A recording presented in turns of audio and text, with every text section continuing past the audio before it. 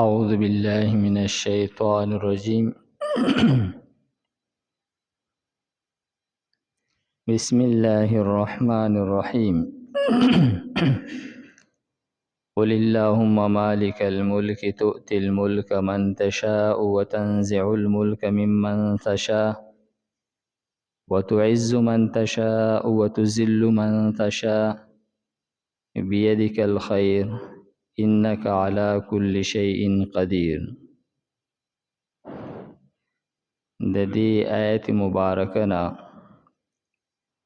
د 63 نمبر آیت پورې ورپسې بل باب دی د مضمون په اعتبار سره. په دې کې اول اثبات د توحید دی او بیا مومنان منع کړلی شوي دي د کافرانو د دوستانې نه، او بیا د پیغمبر د اتباع حکم دی، او دین پس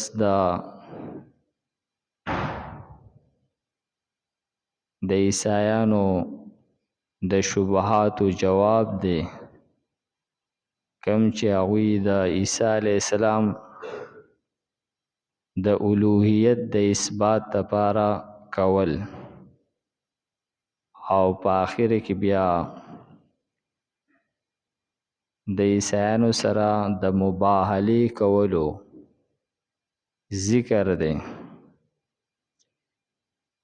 نو فرمای قل اللهم مالک الملک، قل اوایا اے پیغمبره، اللهم اے الله، اللهم چې دی معنی ده اے الله، اے پروردگارا، مالک الملک اختیارمن او مالک د بادشاہی. دې کې یعنی د نصرانیانو، عیسایانو او د یهودیانو د قرآن پاک اتباع نه کول او د نبی آخر الزمان باندې ایمان نه راوړل، د هغې وجه دا وه چې د دوی په ذهن کې دا خیال و چې نبی آخر الزمان چې دی دا به په بني اسرائیلو کې راځي، او داسې اونه شوله. الله رب العزت بادشاهی او نبوت دا عمیان عرب چې دی هغوی ته منتقل کړلو، نو د دوی په هغې باندې هغه خپل احتجاج کولو، او د هغې د وجې نه د نبي آخر الزمان نه انکار کولو. نو دې آیت مبارکه کې فرمایي چې بادشاهي او نبوت ورکول دا د الله تعالی په اختیار کې دي. چاله چې وغواړي بادشاهي او نبوت ورکوي، نو په دې باندې چاته د اعتراض کولو حق نشته دی. او د دې د وجې نه د دین اسلام نه د مخ اړولو دا بانه صحیح نه ده. نو فرمایي چې اے پیغمبر ته ووایه اے الله چې ته اختیارمنې مالکې د بادشاهۍ، تؤتی الملک ورکې بادشاهي، من هغه چاته تشا چې تو غواړې، وتنزع الملک او اخلی بادشاهي اختیار، ممن د هغه چانه تشا چې تو غواړې. بادشاهي ورکول، نبوت ورکول دا هم ستا په اختیار کې دي. بادشاهي او نبوت اغستل دا هم ستا په اختیار کې دي.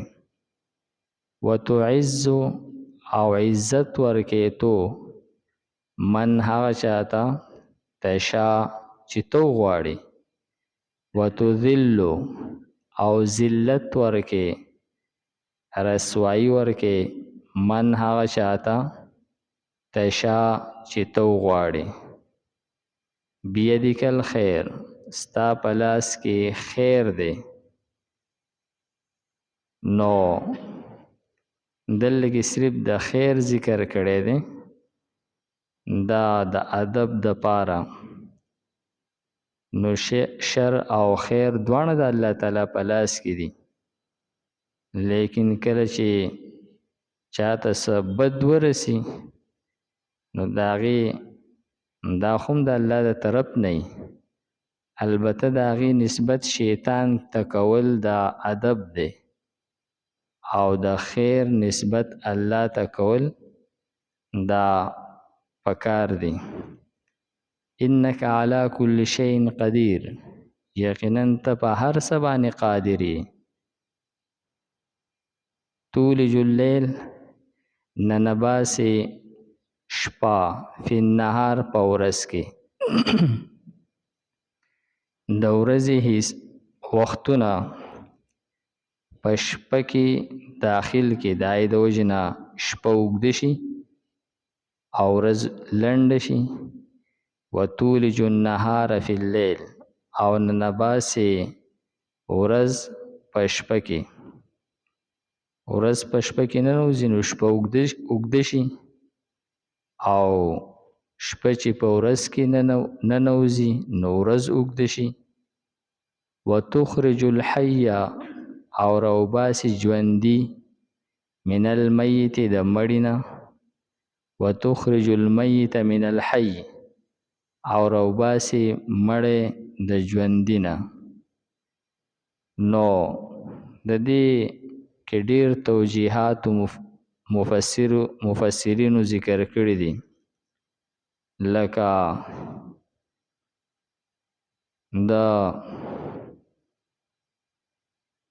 د مړي نه ژوندي راوتل، د هګۍ نه بچي راوتل، تخم چې هغه مړي د هغې نه هغه تیغ راوتل چې هغه ژوندی، او د ژوندي نه مړ راوتل لکه هګۍ او تخم چې دا حاصلیږي دا د ژوندي نه مړي حاصل شي. دغه شان فرمایي چې د پلار مسلمان کېدل او د زوی کافر کېدل. نو دا پلار مسلمان چې دی دا ژوندی دی، او دا زوی کافر چې دی دا مړ دی. یا د پلار کافر کېدل او د زوی مسلمان کېدل، نو دا ژوندی راویستل دي د مړي نه. او دغه شانتې د ښو نه بد کېدل او د بدو نه ښه کېدل، دا هم د دې مصداق دی. وترزق من تشا او ته رزق ورکې چاته چې وغواړې، بغیر حساب بې حسابه.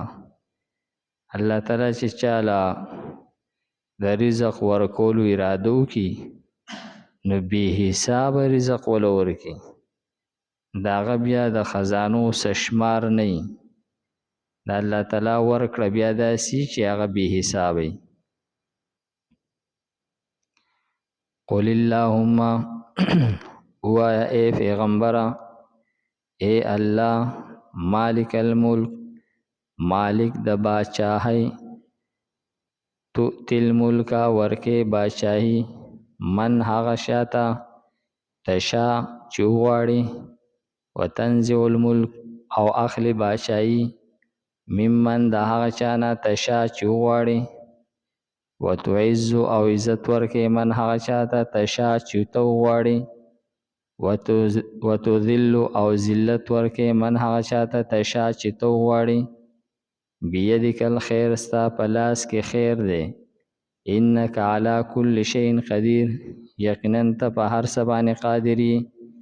تولج اللیل فی النهار ننباسي شپه په ورځ کې، وتولج النهار فی اللیل او ننباسي ورځ په شپه کې، وتخرج الحی من المیت او راوباسي ژوندی د مړي نه، وتخرج المیت من الحی او راوباسي مړی د ژوندي نه، وترزق او رزق ورکې من هغه چاته تشا چې وغواړي بغیر حساب بې حسابه.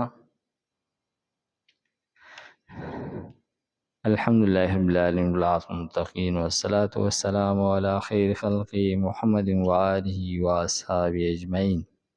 پروردگار زموږ دا ناسته په خپل دربار کې قبول کړي. پروردگار موږ ته په قرآن پاک باندې عمل کولو توفیق راکړي. وصلی الله تعالی علی خیر خلقه محمد و آله و اصحابه اجمعین برحمتک یا ارحم الراحمین.